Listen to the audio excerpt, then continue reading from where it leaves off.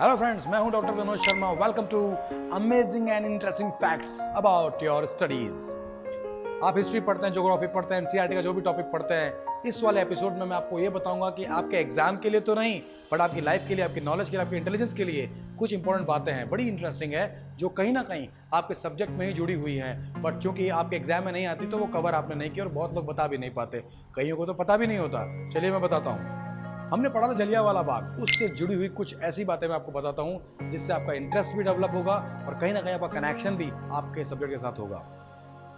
जलियांवाला बाग में हमने क्या समझा? 13 अप्रैल 1919 को बैसाखी के दिन, रविवार के दिन, जलियांवाला बाग नाम की जगह पर जनरल डायर ने भीड़ पर गोलियां बरसा करके एक मॉरल इफेक्ट पैदा करने की कोशिश की। ये समरी है उसकी। आज मैं उसके आगे पीछे कुछ बातें बताता हूँ दोस्तों। रॉलेट एक्ट लागू हुआ दोस्तों। रॉलेट एक्ट का मतलब था गवर्नमेंट के पास ऐसी पावर या पुलिस के पास ऐसी पावर जिससे वो किसी भी तरह के रिवोल्यूशन या क्रांतिकारी मूवमेंट्स को रोक सके। और उसके अगेंस्ट में लोग कई तरह की चीज़ें कर रहे थे, प्रोटेस्ट कर रहे थे। कुछ लोग ऐसे थे जो नॉन वायलेंस तरीके से कर रहे थे, कुछ लोग ऐसे थे जो वायलेंस करके कर रहे थे, बट उसका विरोध हो रहा था, उसका प्रोटेस्ट हो रहा था। उसके प्रोटेस्ट से गवर्नमेंट ऑफिसेज पे तोड़फोड़ हो रही थी, कमोशंस हो रहे थे। इस वजह से गवर्नमेंट ने मार्शल लॉ लागू किया। मार्शल लॉ का मतलब होता है सीधा डायरेक्ट एक अटैक वाला एक्शन लेना, जिसमें आप मारपीट कर सकते हो, बंद कर सकते हो, या चाहो तो आप गोली चला सकते हो। It is the very dangerous law. जब उस टाइम ये लागू हुआ, मार्शल इफेक्ट पैदा कर सकते हो। मार्शल का मतलब क्या होता है? मार काट करने वाला आर्ट। वो लॉ उन्होंने लागू किया और जनरल डायर उसको लीड कर रहे थे। हिस्ट्री का एक अमेजिंग फैक्ट ये है कि डायर कितने थे? डायर 2 थे, ये किसी को पता नहीं। पता जरूर होगा, लेकिन मतलब मैंने कई बार जब मैं लोगों से बात करता हूँ तो वो कंफ्यूजन रहता है। एक थे माइकल ओ डायर, जो पंजाब के गवर्नर थे उस वक्त, और एक थे जनरल डायर, जो मार्शल लॉ को लीड कर रहे थे। जनरल रेजिमेंट डायर ये एक ऑफिसर थे आर्म फोर्सेस पर, जो कि ब्रिटिश के बहुत कट्टर समर्थक थे और जो भी लोग आंदोलन वगैरह करते थे उनसे चिढ़ते थे, बहुत गुस्से वाले ऑफिसर थे। माइकल और डायर वो थे जिनके पास सारे पावर्स थे किसी भी तरह की एक्टिविटी को करने का अधिकार गवर्नमेंट को देने के। तो 2 थे, कई बार ये कंफ्यूजन रहता है।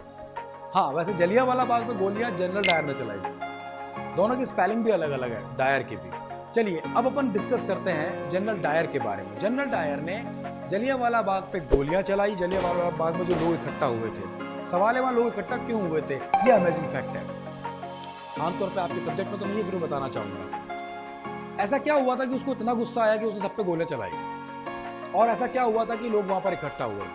जलियांवाला बाग एक पॉपुलर प्लेस है जहां पर लोग इकट्ठा होते हैं हर साल।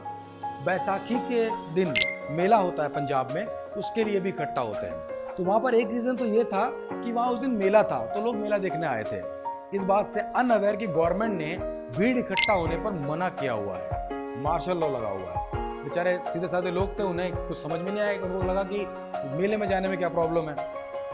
दूसरा एक रीजन और था, वहां पर कुछ लोग रॉलेट एक्ट का विरोध कर रहे थे और रॉलेट एक्ट के प्रोटेस्ट में डॉक्टर सत्यपाल और डॉक्टर सैफुद्दीन किचलू नाम के 2 हमारे फ्रीडम फाइटर्स थे, जो कि गांधी जी के जो फॉलोवर्स थे, गांधी जी के हिसाब से चलने वाले थे, गांधी जी के रूल्स को फॉलो करने वाले, नॉन वायलेंट तरीके से अपना परफॉर्मेंस देने वाले लोग थे, डॉक्टर सैफुद्दीन किचलू और डॉक्टर सत्यपाल।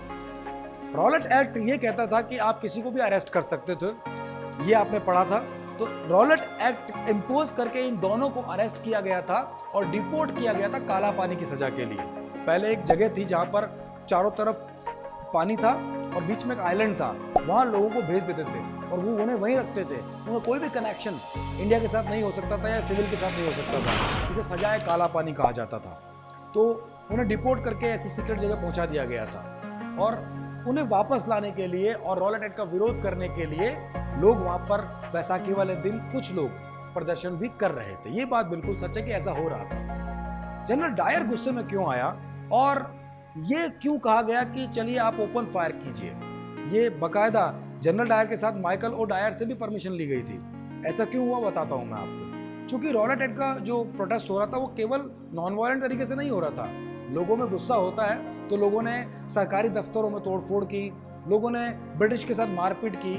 एक ब्रिटिश महिला थी 25 साल की, कुछ लोगों ने पंजाब में अमृतसर में 2-3 दिन पहले 13 अप्रैल को ये घटना घटी, उससे 2-3 दिन पहले 11 अप्रैल या 10 अप्रैल के आसपास, जब वो अंग्रेज महिला, वो जो फीमेल थी, वो कुछ सामान बाजार से लेकर के अपने घर आ रही थी, तो कुछ पंजाब के लड़कों ने, लोगों ने उसे रोक करके उससे मारपीट शुरू की, उसके कपड़े फाड़ने लगे, उसकी पर्स छीन लिया और वो घायल हो गई। ये रिपोर्ट जनरल डायर तक पहुंची थी। एक रीज़न ये उसके गुस्से का भी था कि उसने सीधा ऐसा ब्रूटल एक्शन लेने की सोची थी।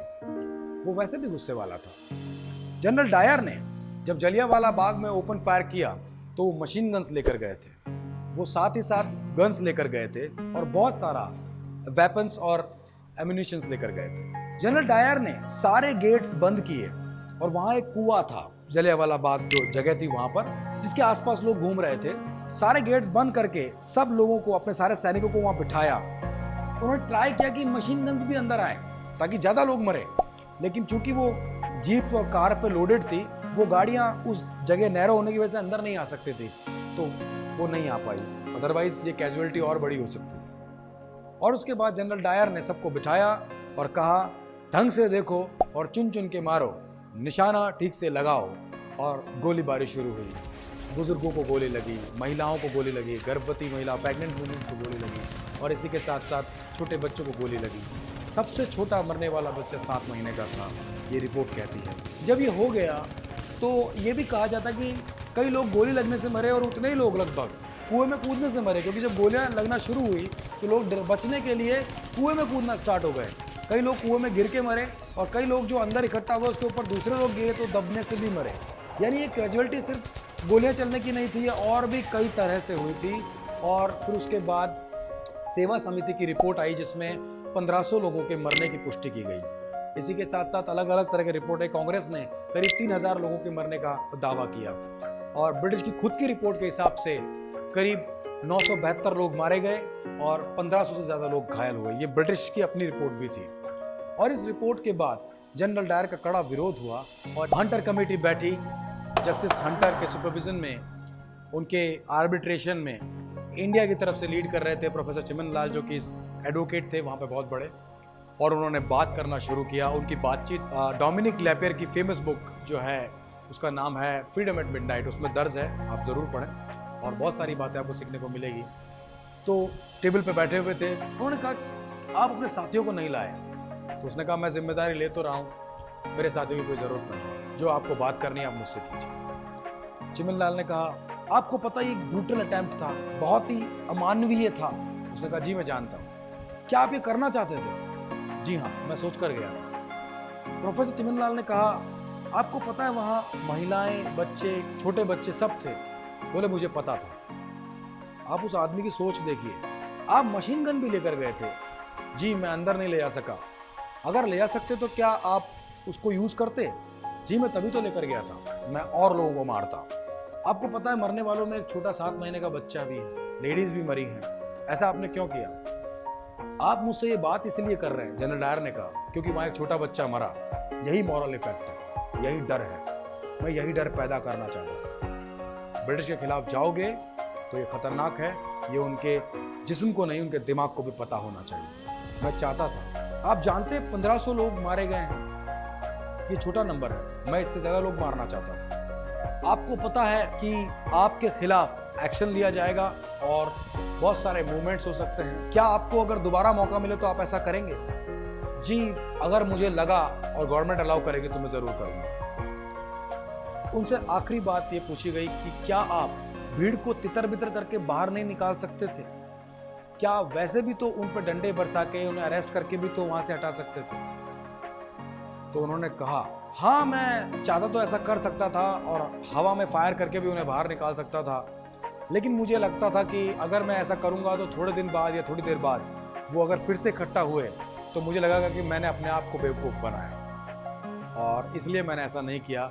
मुझे एक बार एक्शन लेना। ये वो बातचीत है दोस्तों जो इतिहास में दर्ज है, और इस बातचीत में एक बहुत बड़ा हत्यारा इतनी निडरता से, इतनी बदतमीजी से बात करता हुआ नजर आता है, और ये इसका परिणाम या कहे कि एक रिजल्ट के तौर पर शुरू होता है कि बहुत सारे ग्रुप्स इकट्ठा होने लगते हैं, नॉन कॉपरेशन मूवमेंट को हवा मिलती है, महात्मा गांधी और रविंद्रनाथ टैगोर अपनी उपाधियां लौटा देते हैं, और जलियांवाला बाग से जुड़ी हुई एक घटना एक और है जो बहुत कम लोग जानते हैं। उस दिन जलियांवाला बाग में एक फैमिली मारी गई थी जिनमें एक बच्चा था, उसका नाम था उधम सिंह। हालांकि वो बच्चा 19 ईयर्स का था, मतलब कि किशोर था।